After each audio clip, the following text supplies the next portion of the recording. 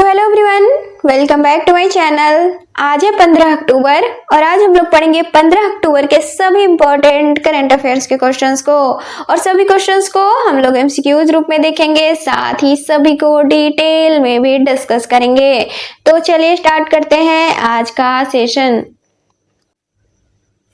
तो आज का पहला सवाल है, विश्व मानक दिवस कब मनाया जाता है?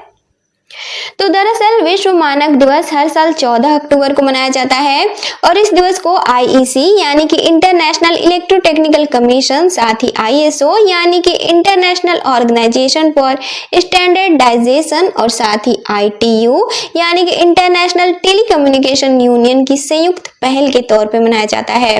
और इस दिवस का मुख्य उद्देश्य है ऐसे वैज्ञानिकों को सम्मान देना जो कि विभिन्न क्षेत्रों में मानक बनाने, साथ ही इन्हें लागू करने और प्रचार करने में योगदान देते हैं, साथ ही तकनीकी विशेषज्ञों, साथ ही मानक विकासकर्ताओं और संगठनों को सम्मान देना इसका मुख्य उद्देश्य है। और साल 2025 के लिए इस दिवस की थीम है बेहतर दुनिया के लिए साझा दृष्टिकोण, लक्ष्य 17 साझेदारी पर केंद्रित। तो आंसर हो जाएगा ऑप्शन डी 14 अक्टूबर। अगला सवाल है, हाल ही में भारत द्वारा किस नई पहल की शुरुआत की गई है जिसके तहत 11,000 प्रकार की वनस्पतियों और साथ ही जीव जंतुओं के लिए रेड लिस्ट आकलन तैयार किया जाएगा? तो दरअसल हाल ही में IUCN वर्ल्ड कंजर्वेशन कांग्रेस जो कि अबू धाबी में आयोजित किया गया था, इस दौरान भारत द्वारा राष्ट्रीय रेड लिस्ट आकलन पहल की शुरुआत करने की घोषणा की गई है जो कि पर्यावरण, वन एवं जलवायु परिवर्तन मंत्रालय के अंतर्गत शुरू की गई है। और यह आकलन JSI यानी कि जूलॉजिकल सर्वे ऑफ इंडिया, साथ ही BSI यानी कि बायोटेक्निकल सर्वे ऑफ इंडिया, इसके अलावा IUCN इंडिया तथा centre for species survival India के सहयोग से की साझेदारी से यह आकलन किया जाएगा। इसका मुख्य उद्देश्य है कुल 11,000 प्रजातियों की संरक्षण स्थिति का आकलन करना।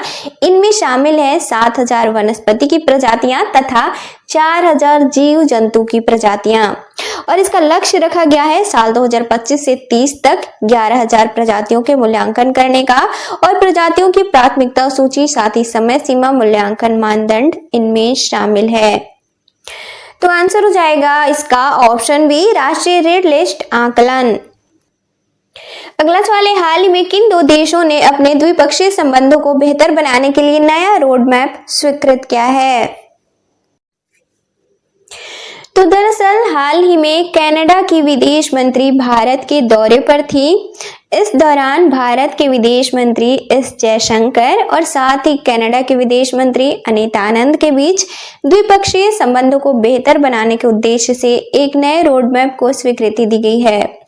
अब इससे फायदे क्या होंगे? तो दरअसल वस्तु और सेवाओं के साथ साथ निवेश बढ़ाने पर जोर दिया जाएगा, साथ ही जलवायु परिवर्तन, पर्यावरण संरक्षण, स्वच्छ प्रौद्योगिकी की तरफ सहयोग भी बढ़ेंगे। इसके अलावा LNG और साथ ही LPG व्यापार बढ़ाया जाएगा और साथ ही तेल और गैस की खोज भी की जाएगी दोनों देशों द्वारा संयुक्त रूप से। तो आंसर हो जाएगा ऑप्शन सी भारत और कनाडा।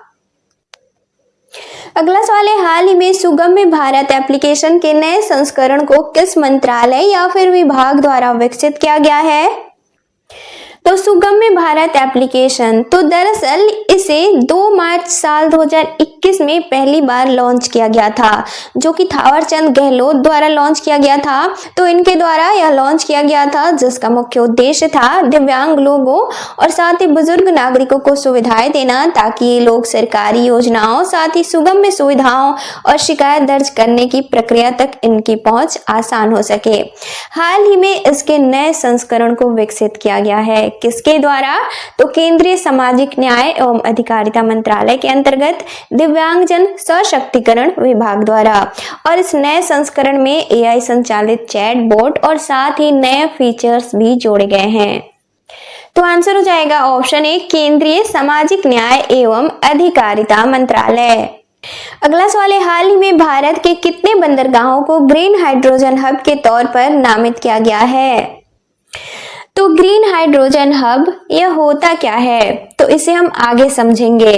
तो दरअसल हाल ही में भारत सरकार द्वारा 3 बंदरगाहों को ग्रीन हाइड्रोजन हब के तौर पे नामित किया गया है। अब ये 3 बंदरगाह कौन से हैं, तो पहला है दीनदयाल बंदरगाह, जिसे कि पहले कांडला बंदरगाह कहा जाता था, ये गुजरात में स्थित है। अगला है पारादीप बंदरगाह, ये उड़ीसा में स्थित है। और तीसरा है वियो चिदम्बरनार बंदरगाह, जिसे कि पहले तूतीकोरिन बंदरगाह कहा जाता था, ये तमिलनाडु में स्थित है। तो अब ग्रीन हाइड्रोजन हब यह होता क्या है और भारत में इसे इतनी प्राथमिकता क्यों दी जा रही है, तो पहले जानते हैं यह होता क्या है। तो दरअसल औद्योगिक और लॉजिस्टिक केंद्र होता है यह एक प्रकार का, जहां पे कि ग्रीन हाइड्रोजन का उत्पादन, भंडारण, वितरण, साथ ही उपयोग और निर्यात की व्यवस्था एक साथ की जाती है। अब भारत में प्राथमिकता, तो दरअसल भारत वर्तमान में ज्यादा मात्रा में तेल और गैस का आयात करता है, जो कि ग्रीन हाइड्रोजन से ही इस निर्भरता को कम किया जा सकता है। इसके अलावा भारत द्वारा साल 2070 तक नेट जीरो कार्बन एमिशन का लक्ष्य रखा गया है और ग्रीन हाइड्रोजन इसमें अहम भूमिका निभा सकता है। इसके अलावा भारत ग्रीन हाइड्रोजन और साथ ही ग्रीन अमोनिया का प्रमुख निर्यातक भी बनना चाहता है, खास तौर पे यूरोपीय देशों में। और अगर अब राष्ट्रीय ग्रीन हाइड्रोजन मिशन की बात करें, तो दरअसल इसकी शुरुआत साल 2023 में की गई थी। और इसका लक्ष्य क्या है या फिर इसका उद्देश्य क्या है, तो साल 2030 तक 5 मिलियन मीट्रिक टन प्रति वर्ष ग्रीन हाइड्रोजन का उत्पादन करना इसका मुख्य उद्देश्य है। तो आंसर हो जाएगा ऑप्शन सी 3। अगला सवाल है, ऑस्ट्र हिंद सैन्य अभ्यास भारत और किस देश से संबंधित है।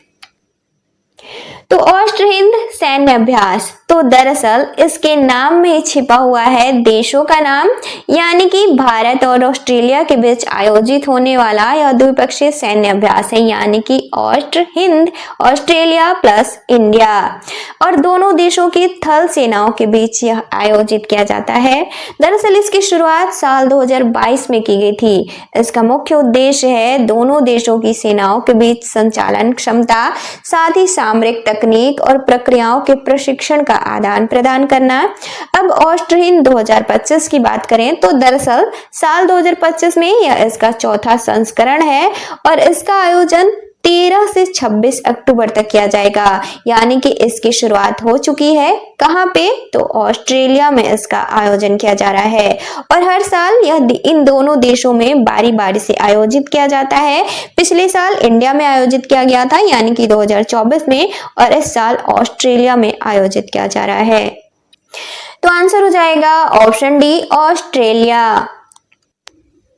अगला सवाल है, हाल ही में वनडे क्रिकेट में एक कैलेंडर वर्ष में 1000 रन बनाने वाली दुनिया की पहली महिला क्रिकेटर कौन बनी है।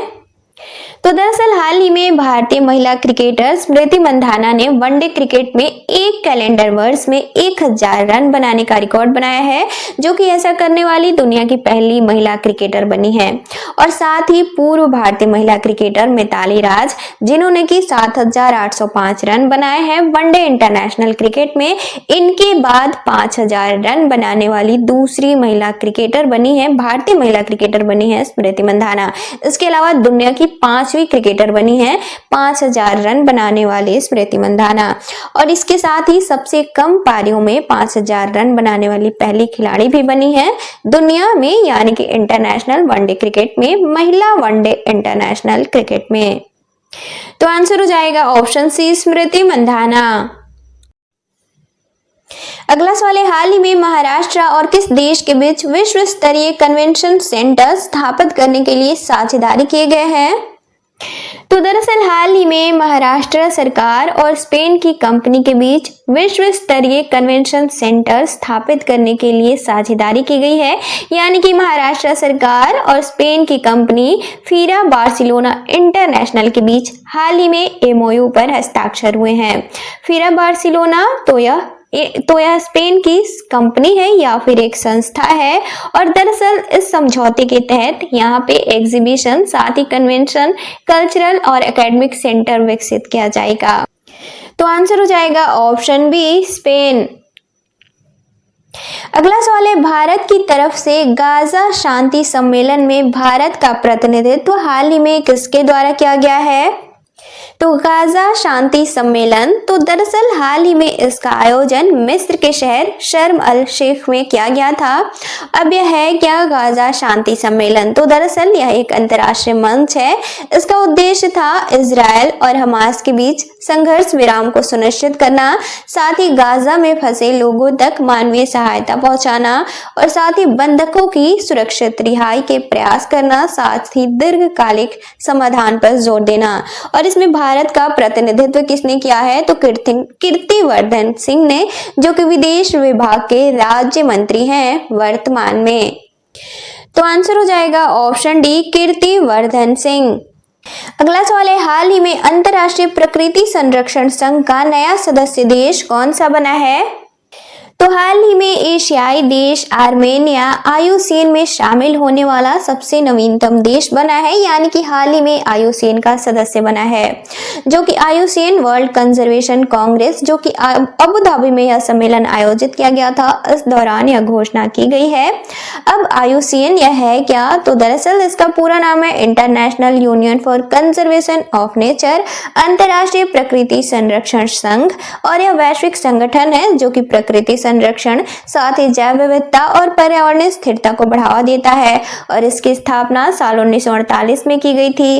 इसका मुख्यालय स्विट्जरलैंड के ग्लैंड शहर में है और इसके सदस्य देश पहले से थे 160, आर्मेनिया के शामिल होने के बाद हो जाएंगे अब 161, और इसके वर्तमान अध्यक्ष है रज़ान खलीफा अल मुबारक। तो आंसर हो जाएगा ऑप्शन बी, आर्मेनिया। अब कल के क्वेश्चंस का रिवीजन करेंगे। तो कल का पहला सवाल था, अंतर्राष्ट्रीय आपदा जोखिम न्यूनीकरण दिवस कब मनाया जाता है? तो इसका राइट आंसर था ऑप्शन डी, 13 अक्टूबर। अगला सवाल था, हाल ही में वन्य जीव और पारिस्थितिकी पर्यटन को बढ़ावा देने के लिए वैश्विक वन्य जीव मेले का आयोजन कहाँ किया गया है? तो इसका राइट आंसर था ऑप्शन सी, नई दिल्ली। अगला सवाल था, हाल ही में ग्लोबल फिनटेक फेस्ट का आयोजन कहाँ किया गया है? तो इसका राइट आंसर था ऑप्शन बी, मुंबई। अगला सवाल था, हाल ही में किस राज्य सरकार द्वारा विरासत और मसाला आधारित पर्यटन को बढ़ावा देने के लिए स्पाइस रोड पहल की शुरुआत की गई है? तो इसका राइट आंसर था ऑप्शन बी, केरल। अगला सवाल था, सरदार वल्लभ भाई पटेल की 150वीं जयंती के उपलक्ष्य में सरदार @150 एकता मार्च अभियान की शुरुआत कहाँ की गई है? तो इसका राइट आंसर था ऑप्शन सी, नई दिल्ली। अगला सवाल था, हाल ही में मुंबई वन नामक भारत के पहले इंटीग्रेटेड मोबिलिटी एप्लीकेशन को किसके द्वारा लॉन्च किया गया है? तो इसका राइट आंसर था ऑप्शन ए, नरेंद्र मोदी। अगला सवाल था, हाल ही में टाइम 100 नेक्स्ट सूची में शामिल होने वाले एकमात्र भारतीय क्रिकेटर कौन बने हैं? तो इसका राइट आंसर था ऑप्शन बी, यशस्वी जायसवाल। अगला सवाल था, भारत का पहला पूरी तरह से सौर ऊर्जा से संचालित चिड़ियाघर किस राज्य में बनाया जाएगा? तो इसका राइट आंसर था ऑप्शन सी, कर्नाटक। अगला सवाल था, अर्थशास्त्र के नोबेल पुरस्कार 2025 से किसे सम्मानित किया जाएगा? तो इसका राइट आंसर था ऑप्शन डी, उपर्युक्त सभी। और लास्ट क्वेश्चन था, हाल ही में अपनी वायु रक्षा प्रणाली को विकसित करने के लिए टी डोम नामक वायु रक्षा प्रणाली किस देश द्वारा विकसित की जाएगी? तो इसका राइट आंसर था ऑप्शन ए, ताइवान।